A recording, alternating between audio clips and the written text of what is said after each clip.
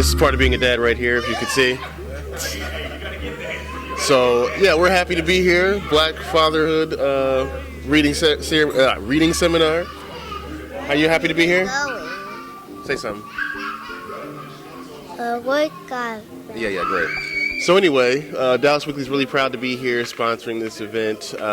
Happy to be a black father, happy to be a father always. This is Father's Day. Hopefully we can do some more stuff around the fatherhood issue and fatherhood idea, if you will. And yeah, we're just looking to have a good time right now. It is the voice of DFW, once again known as Rashad Raynard. I am here today with Dallas Weekly and Elite Voice Professionals here at Concord Church.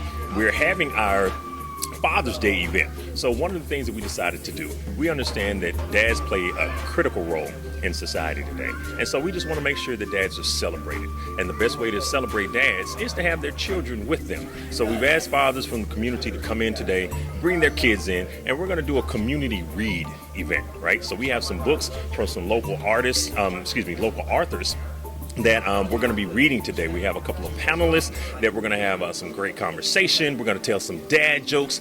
We're going to just have a great time today. And so we're just really looking forward to everything that's going to unfold today to let these fathers and their children know that they are appreciated and they are needed.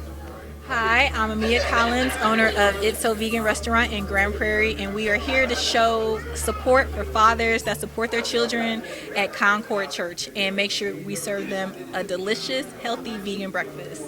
This is my manager, Kay. Hi. Thank y'all. I hope y'all come out and visit us at It's So Vegan at 830 Mayfield. Wow. So really briefly, Pat, just tell everybody a little bit about yourself, who you are. Hello everyone, my name is Patrick Washington, as my wife said, CEO and publisher of Dallas Weekly, a Dallas native, Clarkland University grad, so thanks for that. Real happy to be, that's right. That's always Or two or three. I'm really happy to be here. My children are young, like most of the kids here, so the experience of fatherhood is still very new, still very exciting to me. Really happy to be a part of the group now. Didn't really understand everything my father said until about 2019 or 2017 when the boy was born. The boy. That's what I call him, the boy. But yeah, this adventure is pretty exciting and always entertaining, as you can well see. And happy to see all these faces out here and that y'all came. Yeah. So tell us really briefly about some of your experiences raising these beautiful children. Let me tell you, I always say that my children always challenged my what I would call my fall shorts. Okay. My patience, as you can well tell, my ability to sit down and be still. Unconditional love. Right. And really just commitment, so I have been honored to, do those things and meet those challenges and do that. Right. So yeah, it's been great the entire time. Yeah, I don't know how you feel at all right now. At all. Hey, okay, no, we're not going to do the microphone. So without further ado, we're going to go ahead and let you read your first book. All right. A woman in a long blue dress and glasses walked through the door. Mrs. Santa Ana is my name, and I am your new teacher. She closed the door behind her. Where's Mrs. Hughes? Asked the students. That's not important, said Mrs. Santa Ana. Open your math books. Mrs. Hughes' class always did as they were told. Good morning. My name is Travis Smith. I'm actually a resident of Oak Cliff, but now stay in Grand Prairie. I'm here with my son, here with my nephews, and my cousin. And I'm actually here because I was asked to be here by one of my friends, Rashad. And I love reading. My son loves reading. I believe that there is no knowledge that is not power. And so anything that we can do to promote reading and knowledge and learning, I'm happy to do. I'm happy to serve. Hello, my name is David Gracie, and I'm excited to be here because I usually don't get to spend a lot of time with my dad because he's always at work. Abram Joseph. It's an amazing opportunity to be here, reading to students and being men, imposing ourselves, to let them know that reading is a magnificent opportunity. It's the ultimate equalizer, especially from the ages of childbirth to 5. Kids learn more at that time than they'll ever learn in any other time. So this is a magnificent opportunity that the church and this group has put together. Man, it's important, we're called, to give back to the youth, be there in any type of way that we can support. And now that I have my own daughter, my own family, I want to set the example for the community of what it looks like to be there, for our youth. Man, he said it, all of it, wrapped it up. But no, it is so good just to be in the community and for kids to just come together and be able to do a book reading and know that they can have a safe place just to come and hang out. It's just great. Good. All right, my name is Tyler Patman. I am the founder and CEO of Camp Exposure. Camp Exposure is a faith-based, holistic youth development program that is centered around helping student athletes find their identity beyond sports, right? So our focus is to really help them find their God-given gifts and talents and help them direct it into a professional career. My background, I was a former professional athlete, played in the NFL for 5 years before transitioning into teaching. Are there any teachers in here? No, man. Okay, here we go. Teaching and coaching, and I lasted a year, so I'm giving y'all some claps. I felt like God was truly leading me to do more of my work and my purpose outside of the school. And last year I took the step of running Camp Exposure, my nonprofit organization, full time. And so, all right. And so, talk a little bit about some of the experiences that you've had as being a proud father, the stuff that's making you smile and cheese right now. Man. It's something that has really helped me discover what selflessness really is.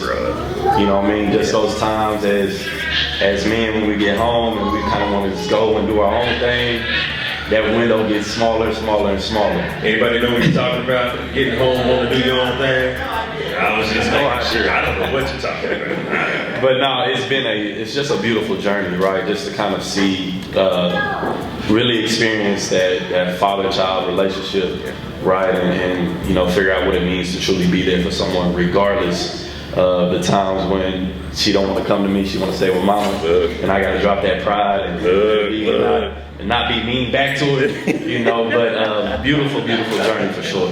Turns out it was a boy. His name was Gus. He was standing in front of the bus making a fuss. He was yelling, talking bad and being mean. He was taunting a girl and making a scene. Ha ha ha ha, Gus laughed out loud. You look so goofy. Your hair is weird and poofy. Gus, I said, that wasn't very nice. It's important to be important, but more important to be nice. Hey, what's going on, everybody? My name is Channing Johnson. I'm one of the members of Men of Silent Connection, my ministry here at Concord. Just wanted to say it's a celebration, a big celebration to be here with my son. He's 5 years old. And if it's just as simple as reading a book, to be here with my son, it's just as simple as reading a book, to be here with my son. Thank you. My wife and I adopted our boys probably about 10 years ago. When they were 1 and 3, they are 10 and 12 now. Clinton and David sitting right there. And it wasn't a traditional route. So all I can remember is, and when you adopt, you go through those same concerns about being a father. But for me, it was like, usually you get that first kid, you kind of fumble your way through it. That second one, you kind of get a little bit better at thank you, sir. Yes, you get yeah, I know. You get a little bit better at being a father, right?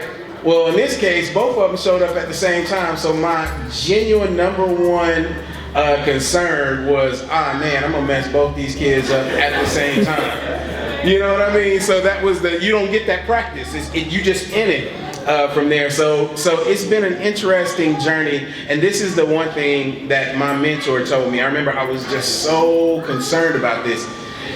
And he said, the moment God shows you who they are, your job as a father is to make sure they stay on that track to become who God intended them to be. That was the most relaxing and most reassuring bit of advice I could get, because I'm probably not going to always discipline right or all that kind of stuff, but when God showed me who they were, it became so much more easier because all that other stuff, they do kid stuff all the time, but this is who you are, and this is who I'm going to make sure you become. That has been the piece that has guided myself and my wife through this process. B, Aja shouted as she recalled her father teaching her to ride a bike. A, she screamed as she thought about airplanes that use their wings to balance in the air. L, she yelled as she remembered learning about the law of balance, which meant for every negative, there was a positive. A, she said, hey, David Clinton, listen to this one. A, she said, a letter which represented herself, Aja, and how she reminds herself to balance her video game time with study time. Y'all get that? We're gonna take it. It's gonna be a quiz. Everybody. I am Lawrence Smith. I am a proud Concordian. I'm the president of ELS Vision Wealth Management. We are a financial planning firm. And then I am also, more than anything else, a proud father and a proud uncle and a proud godfather. I'm just excited all these kids here, man. This is an awesome thing. So first of all, as we've all talked about, fatherhood is a very interesting moment where you move away from being about self and also being about taking care of your spouse. But now you have these two people that depend on you for everything in the world. So it is such an awesome thing. And I want to, pivot to the reading part and how important that is. I remember Donnie, when he was very, very young, we would start reading to him very, very young. And to the point that he would be able to and ask for us to read to him and then start reading to him himself. And one of his favorite books, I don't know if you remember this, Donnie, was a book about Abraham Lincoln. And we would read the story about Abraham Lincoln. Now, Donnie called him Nabraham Lincoln, but that's okay. But then what would happen is Donnie would show up to the barbershop, and before it was his time, he would read Nabraham Lincoln. And the people that were there was like, how are you getting this kid to read this book, to read so young? And he was just really excited about it. So me and Donnie would read, and then me and Lauren would read together. And then I would come in there, and Lauren would be mad and say, tell Donnie that he needs to read me a story before we go to bed. I mean, they would read together. So now, you could do things to entice this as well. I ain't gonna lie to you. So, Donnie, you guys were able to get personal pan pizzas. How were you able to do that? By reading for at least 20 minutes a day. So they would read 20 minutes a day, and then from doing that, they actually, I think it was a part of the school program, or what was it a part of? Any parent can sign up at bookit.com. Book, there it is. Summer, 20 minutes a day, you set the parameters, and when they get it, they'll email you a coupon. He who findeth the wife findeth. Yeah. So I'm going to be reading a book today by my colleague, Matt Gardner, who is also a certified financial planner. And Matt Gardner has a book called The 4 Money Bears. But it's not just a book. You can go online and just Google The 4 Money Bears, and you're going to find all kind of tools that you can use to actually help you to teach your kids principles of financial literacy and financial money. And so The 4 Money Bears is a book about Spender Bear, Saver Bear, Investor Bear, and Giver Bear. So we're going to talk about the 4 Money Bears. So Mama Bear and Papa Bear enjoy spending time with the family. They would all hop into the car on shopping days and head to the store. Mama Bear and Papa Bear realized that though they could afford to buy nice things for their baby bears, Mimi and JJ Bear didn't truly understand what could be done with money. Papa Bear thinks it's a good time to teach Mimi and JJ the story of the 4 Money Bears. So my name is Carl D. Wilson Jr. We go to church at Freedom Church, that's Bedford, Texas. Our pastor is Pastor Robert White. He let us know that Concord was having this Real Dads Read, because, well, it's Father's Day season, and fathers sometimes, we're put on the back, but at the same time, being that he is a father, he wanted us to put up in the front, so that's why we're here. But the reason why I deem this necessary is because, well, to give my kids what I didn't get, but also let them know that reading, learning is important from both mothers and fathers. Okay. How do you make antifreeze? How? Have Uncle take away her blanket. Thank you. Looks like I'm going home with the gift bag. Thank you. He's over here chuckling. I didn't laugh. You didn't laugh? He smiled. Well, that's not I can't smile. You gotta come over here and judge. What is the crunkest place to go to the bathroom? Where? The Little John. Yeah!